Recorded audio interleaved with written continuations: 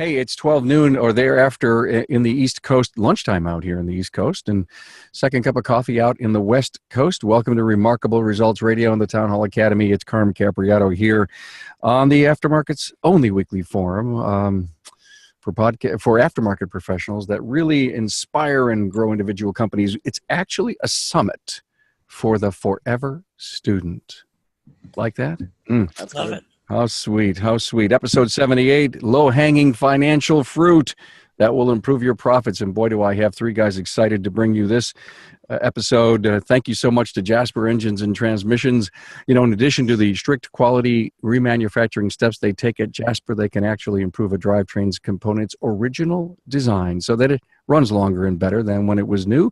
Check out their featured engine, transmission, and transmission pages at jasperengines.com. You know, Ron's a spokesman for them on my show when we do the commercials. So maybe, Ron, I'll put your commercial in this in the repurposed audio.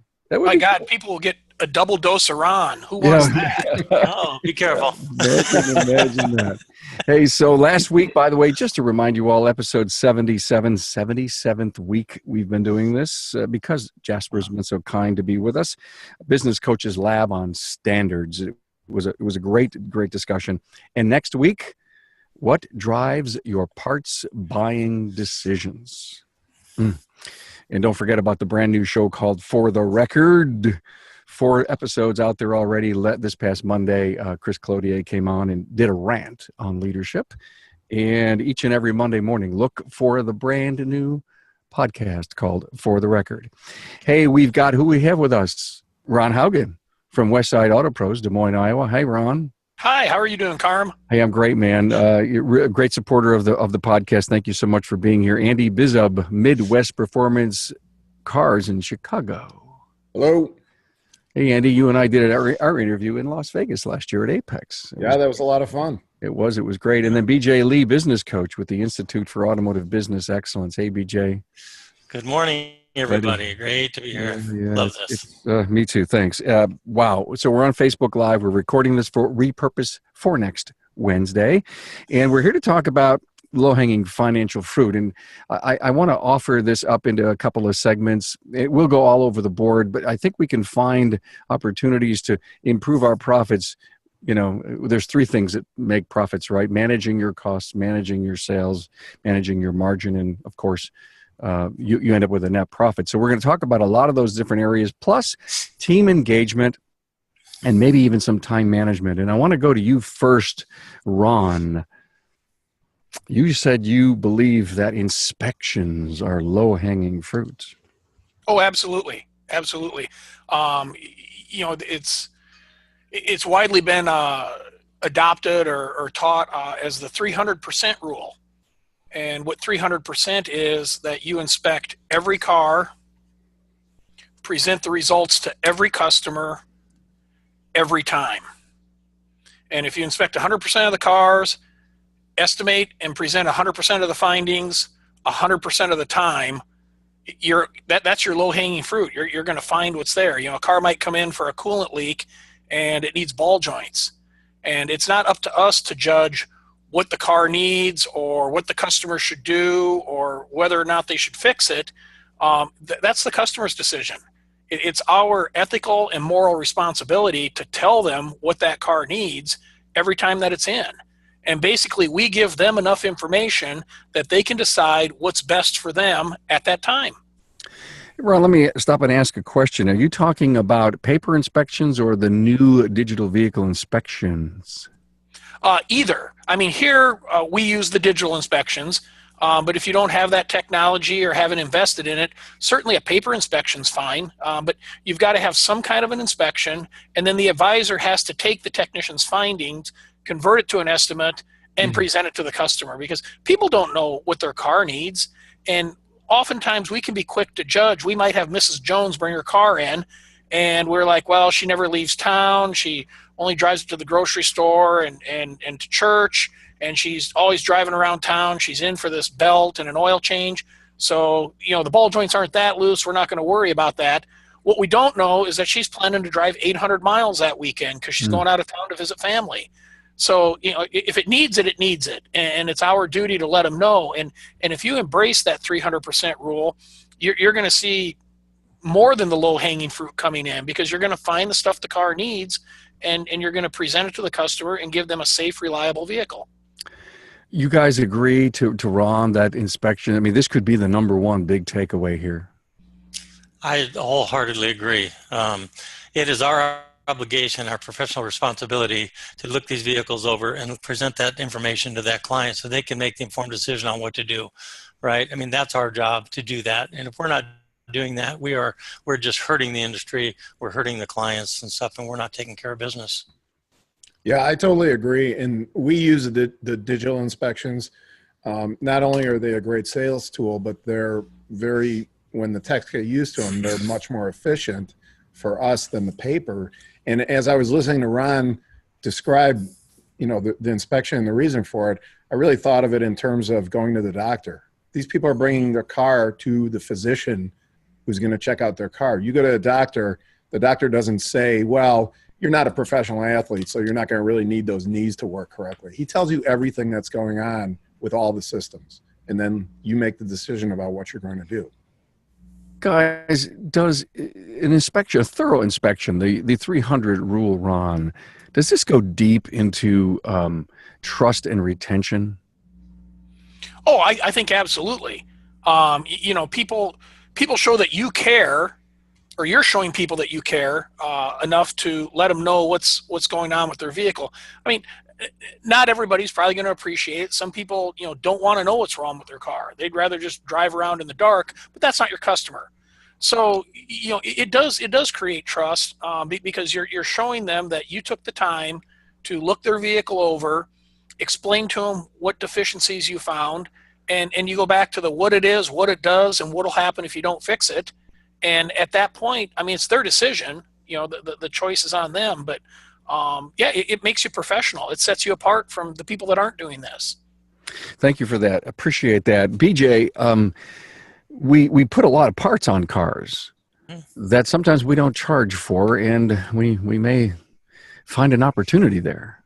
Yeah, a couple of things that I have in mind here at my shop is we went into, we're talking years ago when a customer comes in for, say, it could be anything. Maybe they came in just for just a quick minor repair or something, right? And we have the hood open. It was our job to top off the fluids and make sure that at least when the car leaves, everything's topped off. But, what'll happen is the technician may grab a quart of coolant, they'll add a quart of coolant in, they don't say nothing, but, we just topped it off. So we build out coolant by the quart, other fluids by the pint if we used it, and we build it out. Instead of giving it away, we did charge for it, and rightly so, right? And we made sure that their vehicles were in good condition when they left and that the levels were where they should be. So many times I've seen guys just top stuff off and not charge for it. And, if you add that up over the length of a year, you're talking a lot of dollars. And then also you've got small parts, that we're giving away a lot of times. I see a lot of shops that will just bill out, say, shop supplies, which we can't do in the state of California. We can't do it that way. But so itemizing everything. I think even if you have a shop supply on your invoice that's so you're out of the state of California, rightly so, but I believe in itemizing everything, anything from cotter pins to connectors to nuts and bolts, whatever. For me as a consumer, I think that I would rather see something itemized that makes more sense rather than grouped together with a number. Right, $40 or $30 worth of shop supplies. What does that mean? I think you get too many questions when it comes to that. Love it. Yeah. Hey, how many times do we sit in the passenger vehicle, look in the rearview mirror, and miss the fact that there's a blade back on the rear window? And back in the day, back in my day, I built a great survey on the forgotten filter, and we talked about the cabin air filter. We talked about basically just, it's so simple to do a chart and say if we checked every one of them, even if we sold 10% of them, it was like hundreds. No, it wasn't hundreds. It was thousands of dollars that would end up being net profit because the margins were so good on them. Guys, do you have in your shops, a philosophy on making sure we're looking at those forgotten parts? Well, I think that's part of the inspection process, and we have to audit that inspection process to be sure that we're following the proper procedures and make sure that it's getting checked out. What we do is once a week we grab tickets and we go through them, look at the inspection forms and so forth to make sure that they look like they make sense, right? You see a vehicle that's 10 years old, it's got 150,000 miles on it and everything's in the green, probably not accurate, right? Unless it has just been in there and they just spent gobs of money on it. So, auditing it, be sure everybody's following the procedures and keeping everybody in line, I think is very important. So Ron, in the inspection process, are we actually looking at every cabin air filter? It's on our digital inspection checklist, and they follow it through and they check it. If it's failed, we take a picture. We make it, which as Andy had mentioned, I mean, that's a great sales tool. But certainly if you don't have digital inspection, you should be doing a paper one. But hold people accountable. I mean, you can do re-inspects on cars. You can have your shop foreman pull 1 or 2 cars in a week and re-inspect it, see if they come up with the same results. The other thing is turn it into a game, make it fun. One thing that we do is there's an inexpensive program out there that you can buy and basically make your own scratch-off tickets, kind of like lottery tickets. And so we'll print those and they can be for $1 or a free pop or a candy bar or whatever makes it fun. And then each month pick a featured service. So if it looks like you're not selling enough wiper blades or not selling enough cabin air filters, make those a featured service. So for each one that's discovered and sold, then the advisor who sold it gets a scratch off ticket. The technician gets a scratch off ticket. And so make work fun. And just give them a little spiff, a little incentive to focus on those items. And then once you've done that for a couple of months, then it's time to move on to the next thing. And that works really well. Yeah, one of the things that we did with the inspections was we mandated a rule that every digital inspection had to have 10 photographs. So a minimum of 10. So 4 are taken up with taking the 4 corners of the exterior of the car, which covers us in case anybody's ever like, oh, there's a scratch or that wasn't there. We have the pictures right when the car came in.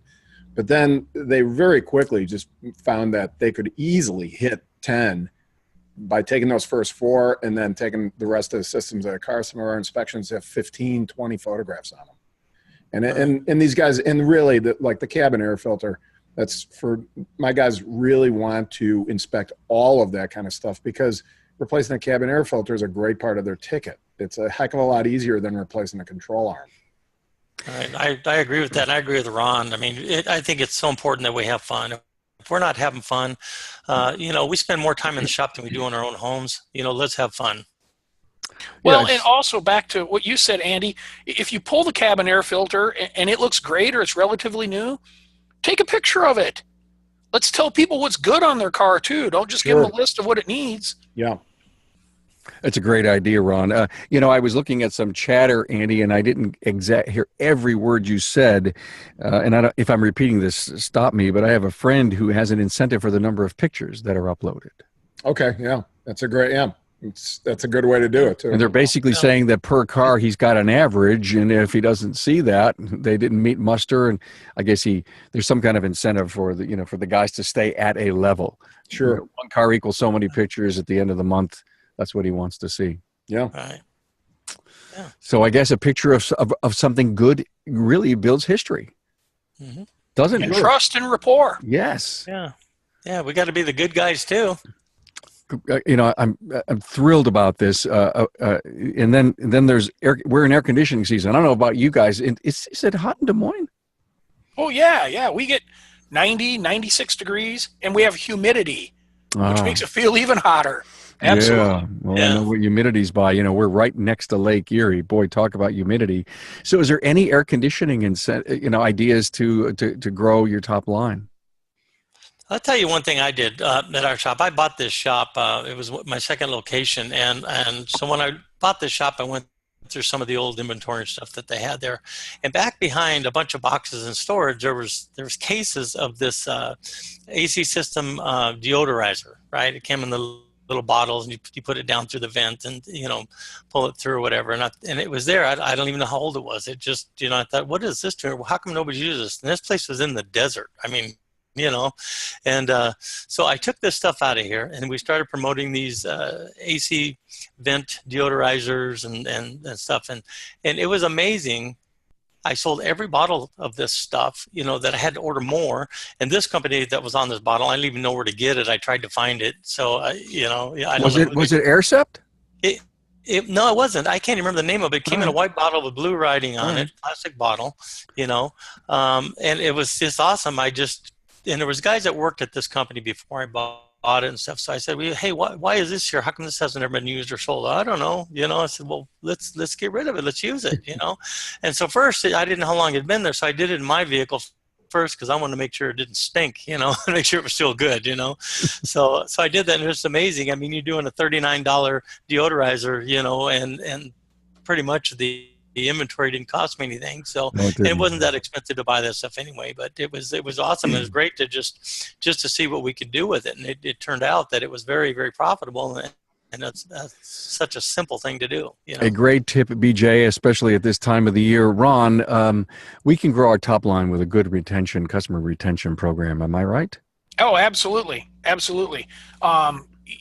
We spend all this money attracting new customers, and you know, we don't do as much trying to retain the existing customers. And that's actually that's your core, that's your base. Those are the people that already know, love, and trust you. And so, I mean, you know, to put it in financial terms, I mean, everybody has a need to come to your shop, whether it's another car, the car they have, they're kind of delaying.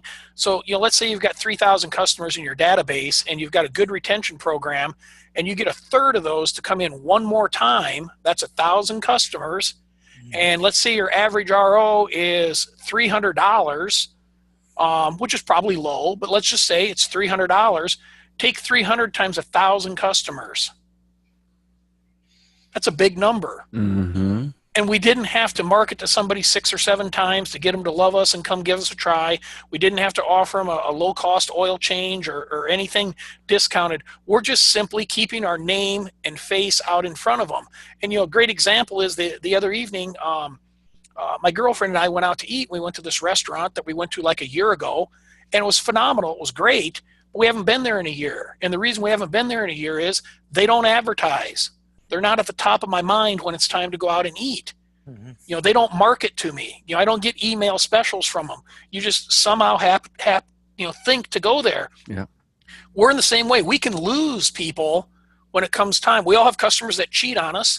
You know, maybe go to another place for an oil change. We're not keeping in front of them. So retention is probably the easiest way to build your business. Just do more for the people you already have. Let's tear that apart a little bit. Let's get into some of the how. Tell me, is it Facebook? Is it email? Is it postcards? What do you recommend?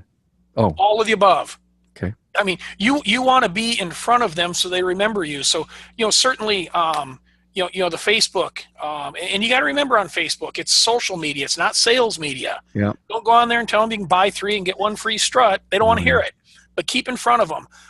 You know, email is probably the least expensive and one of the more effective ways. If it's properly written and put together, I mean, you can see 15, 20% open rate on that, which is huge.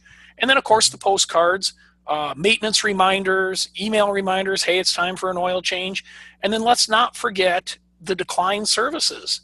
You've got somebody in today that needs a CV boot and a pair of struts, and they decline it today.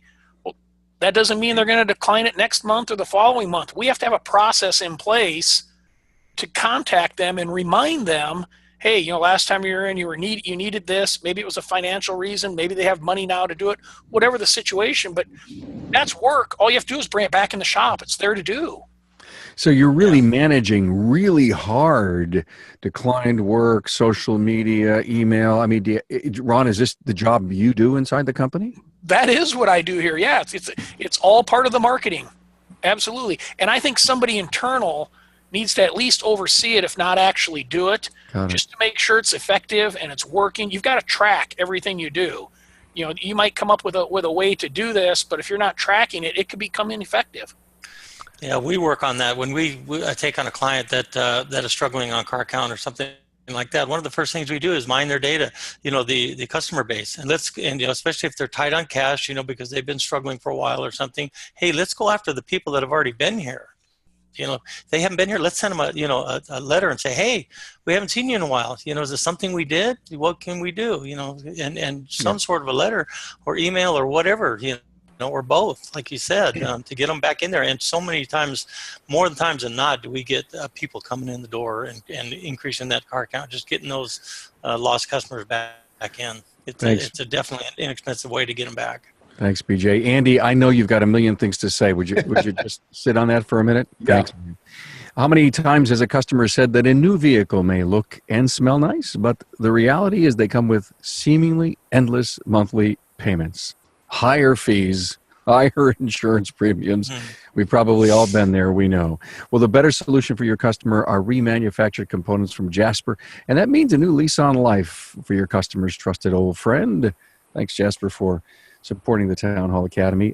Before I get to you, Andy, Sure. I just want to make a compliment. Every time Ron comes on the show, I think I actually say this, Ron, and I always say this.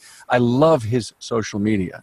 I follow your company, Westside Auto Pros, and you just do a marvelous job, never selling, but just having fun with the audience. Well, thank you. Thank you. Love how he does that. Andy. So about that last topic, one really easy thing that my guys do is as soon as a customer checks out, we use a Google Calendar for scheduling all of our appointments. So they immediately go 5 months out from that date, and they give themselves a reminder to call and or email the customer to remind them about a 6-month appointment. So, and what's really cool about Google is here you're creating you're creating the invite, the reminder, and you just click and add the customer's email to it, right, and send it to them. Yeah, it takes them less than a minute to do, and they're covered 5 months automatically. Boom, there it is. So. Well, good for you. Hey, let's talk about a little bit about costs right now and managing costs. Andy, you've got a ton of great ideas on managing costs. Credit cards was one of them. Yeah. So what I do is even if you have the cash to pay for all of your parts up front, very few vendors give you a break for paying cash or wire transfer or check. They just want the money. They want it right away. Worldpac is one of our biggest suppliers. So I talked to them and they said, we'll take a credit card. That's fine. No discount for anything else. So I said, okay. So I rotate.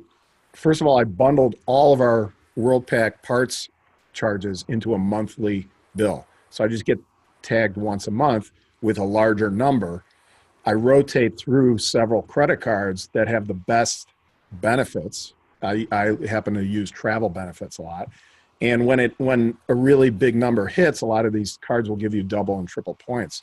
So between the Amex Platinum card, which gives me great travel benefits and also gives me access to all kinds of airport lounges all over the world, and the Southwest Visa card, which my wife has a companion pass for 3 years now, so she flies for free whenever she flies with me, and Capital One, I've built up almost a million points of travel benefits. So I can use that to send my technicians out to training. I can book free airline tickets. I very rarely ever pay for travel for myself. I have 2 kids in college, so I'm always flying them back and forth from college for free on benefit. And the IRS already ruled that benefit points are tax-free. So it's really a way to actually gain completely tax-free income at absolutely no expense to the shop. So that's just, I'm always amazed by how many people you can really maximize those credit card benefits by running all your shop basically on those credit cards. You know what I love about his angle here? The training angle about sending text to training. Yeah. I'm sending one guy to Whittier, and then I'm sending another guy just outside of Atlanta, Georgia in November. And we just send people to where we can find the best training available. Plus, you probably pay for the training with that same card, so you get even more miles. Oh, for sure. Sending them out there. Yeah. Absolutely. Yeah. Great idea.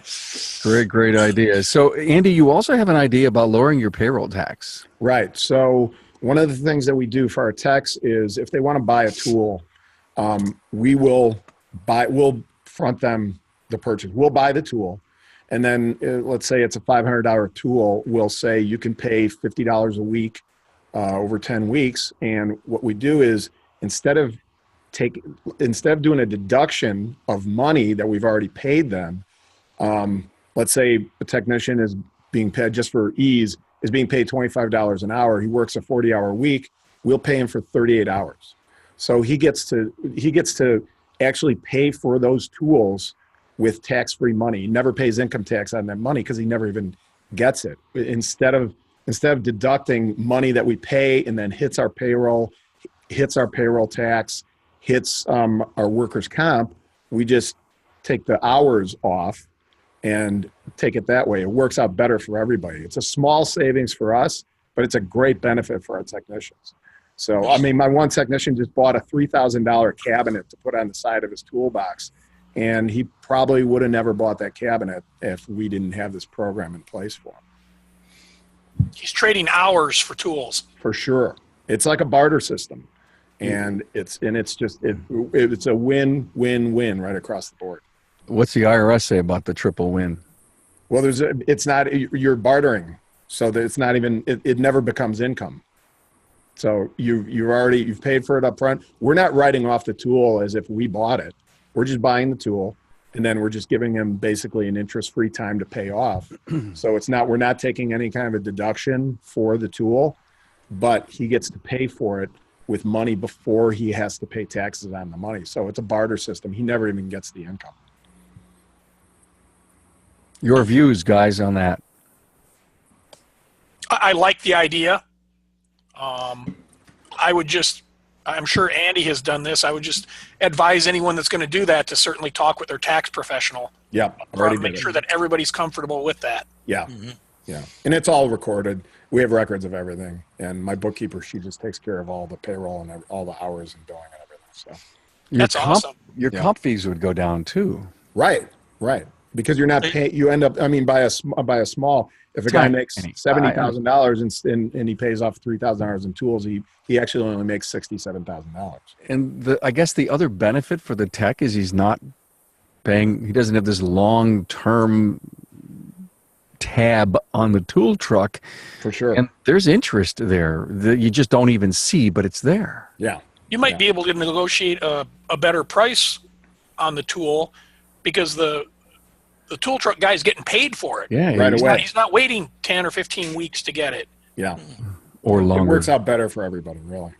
Wow.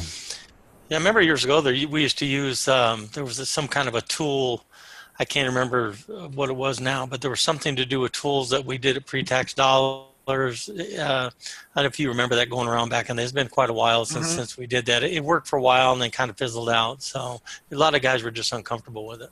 It was a tool reimbursement program. There you go. Yeah. Yep. And we used to do that too. And then I think some tax laws or something changed and those companies kind of went away. Yeah, we're showing our age now, Ron.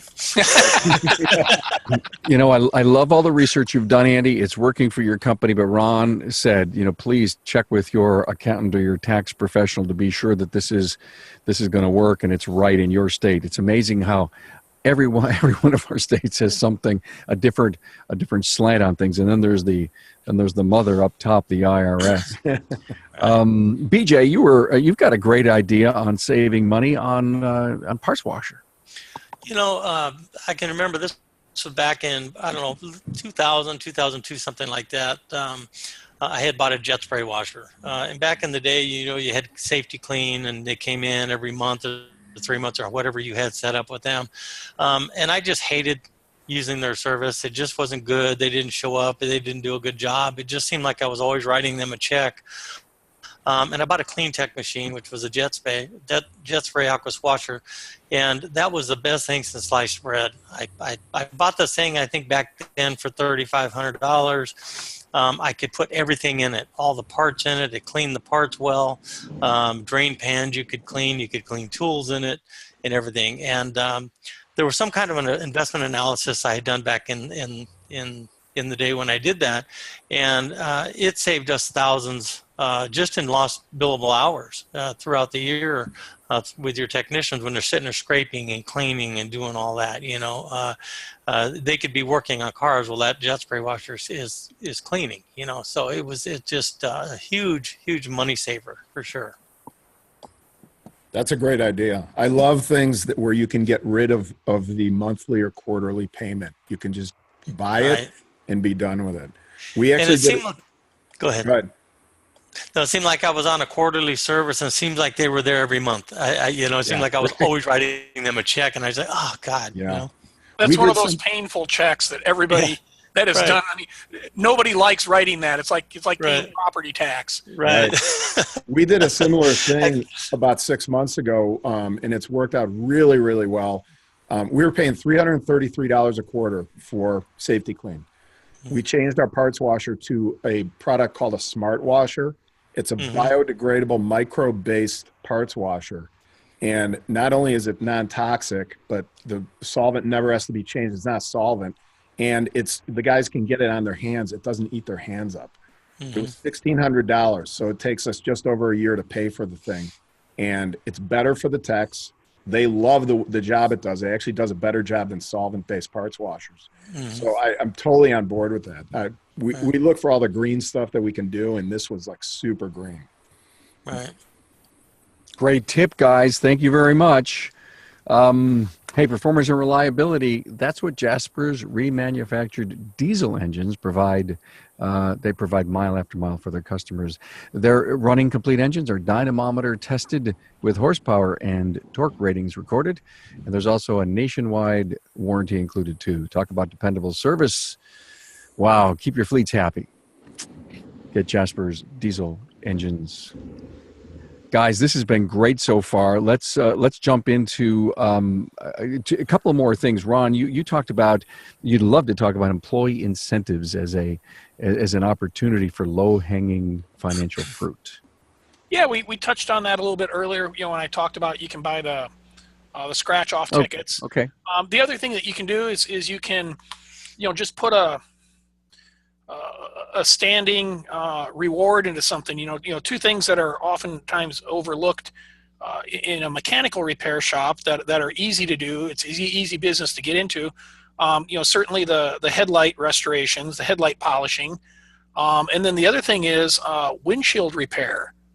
I mean that is a very easy talent to learn and do, and so what we do is we'll have an incentive on a windshield repair where it's X amount of dollars to the person that finds it, X amount of dollars to the guy that sells it, and X amount of dollars to the person that actually performs it, because the gross profit on a windshield repair is phenomenal, and it's an easy sell because it's something people often don't think about when their car's at your place. So you call them up after doing the oil change and you tell them the good stuff on their car, maybe tell them the one or two services they need, and then say, hey, by the way, we noticed when we pulled your car in, you've got a chip or you've got a couple of chips in the windshield. And they're like, oh yeah, that's right. I've been meaning to go to the glass shop and get those fixed. It's like, we can just take care of it while it's here. And sell them the windshield repair. Sometimes insurance companies will pay for it. They'll waive the deductible. It's really easy to get hooked up with them and get on their list as an approved vendor. But put an incentive in. It's one thing to buy the kit, get trained up, and get into that business, but then you've got to give your employees a reason to change their habit, to start looking for the windshield repairs and start recommending. You got to give the advisors a reason to sell them. And so if you put an incentive or a reward in there and make it top of mind awareness, talk about it each day, talk about it at the company meeting and stuff, before you know it, I mean, we do windshield repairs every day of the week. I love that. That's awesome.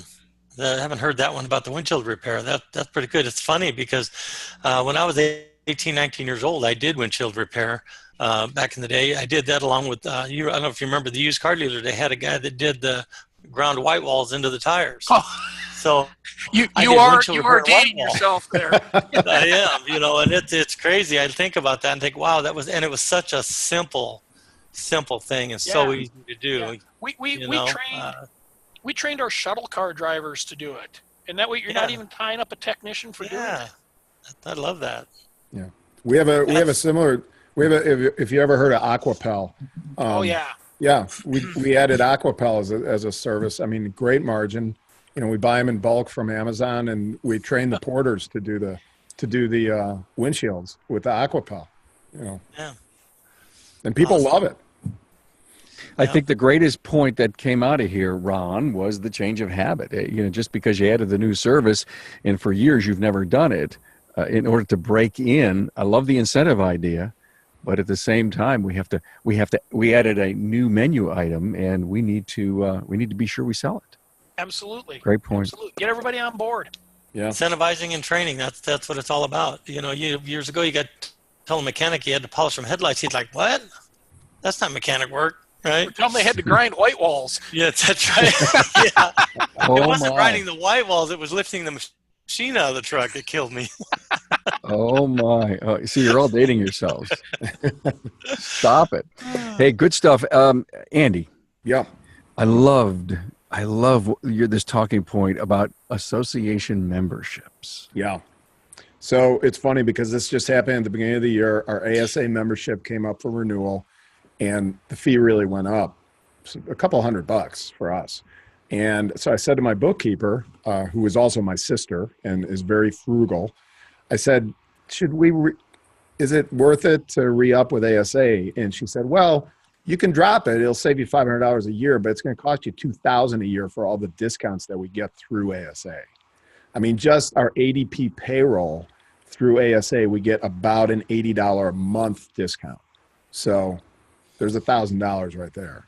So you lose sight of it. You see the bill come, but by belonging to these key and really beneficial associations, it really does save you a lot of money. And there's great other benefits to be had, but the financial benefit is right there. Isn't that cool to think about, guys? Yeah, Well, I think sounds one like of a the winner. things to keep in mind too, Carm, is we all belong to these associations. Take time to learn the benefits that are there and actually use them. We redid a uniform contract about a year ago, and in talking to the rep, he said, "What all do you belong to?" And of course, you know, it's AAA and ASA and Auto Care Center and all this stuff. And he goes, "Give me a list." He goes, "I'll go back and find out which one gives you the greatest discount." That's great. So it's knowing what's in there and what's available and actually using it, not just being a part of it. Yeah, instead of just writing the check and forgetting about it, right? Use the Exactly. benefit, you know, Exactly. There's people that you talk to that are members of the Chamber of Commerce and they don't get involved with the chamber. They just write the check. You know, you get out of it what you put into it. Exactly.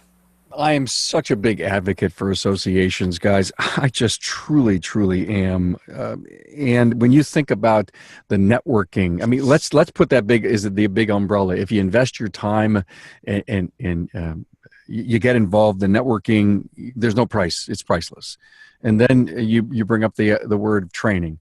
Associations are all about bringing training to people.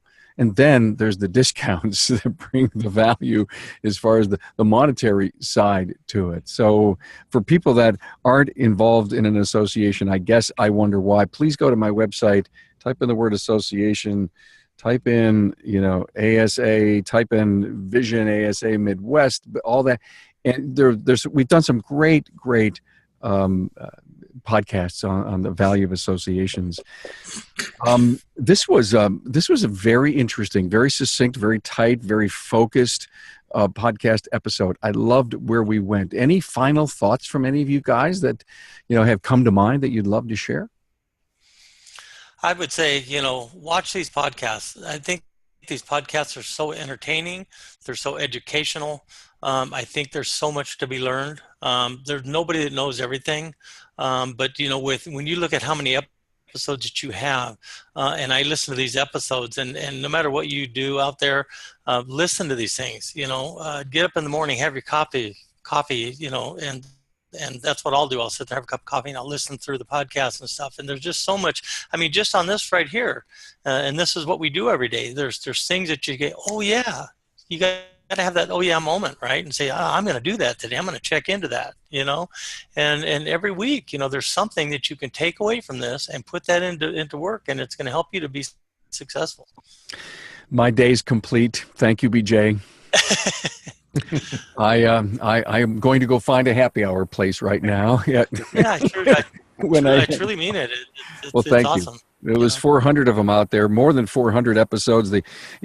People will look at their listening app on their phone and they'll go through and they go, oh my God. But if you go to my website and you look at the series that we've created and the tag cloud that helps you narrow your focus, you can say, well, that looks like a cool episode. I know that guy. I know that's a great topic, and write them down. And then go out to your mobile device, find that right episode that you want, and then consume it and then listen. But thank you so much for that. Andy, anything final? It's amazing. These are like 40-minute 20 groups that you didn't have to catch a plane. You didn't have to stay in a hotel. And they're very focused. And I always love interacting with other people in the industry because I don't need to recreate the wheel. It's been invented. And I just want the best ideas from everybody else. And I'm happy to give all my ideas. So these are so beneficial. They're like you said, they're tight, they're focused. You get a lot out of it. And then you can put it into action today. Wow, thank you again. Well, that's 2 happy hours I have to find today. Wow, Ron, anything? Get involved. It's that simple. I mean, don't sit around and wait for it to come to you, but get involved in different stuff in the industry. I mean, I met Andy. We're both on the Ratchet and Wrench advisory board, and I met him through that. And those phone calls and that interaction. You create a friendship and you learn people's strengths and weaknesses, and you can reach out and help them, or they can help you. You can reach out if you need help, whether it's through an industry association or going to trade shows, but get out and mingle with other people in this industry, because there's people out there a lot smarter than me, and some of my best ideas I have stolen from other people or leaned on, like, hey, I know you did this, you talked about this, give me some details, tell me about it. But get out there and get involved and interact with people just like you. We're colleagues, we're not competitors. Hey guys, you've all been on the show. Just go out and search their names. Ron Haugen, Westside Auto Pros, Andy Bizub from Midwest Performance Cars, and BJ Lee, business coach at Institute for Automotive Business Excellence. They've got great shows on their very own with me, have participated in a lot of stuff. And I sure do appreciate your confidence in coming on and sharing your ideas. And Ron, here, way back in the day, Ron came on in the early days, maybe 3 years ago, never afraid to say, yeah, I stole this from Plimmer and I got this information from him. And, and you were a pillar of our industry to say that, network and pull in the great ideas and then make them your own. Absolutely. Make them your own. Yeah. All right, guys. Hey, enjoy another great summer weekend. See ya. Bye. Thanks, Carm. Great. Thanks, All guys. right, thanks, Carm. Have a nice day, everybody. See ya. Bye-bye.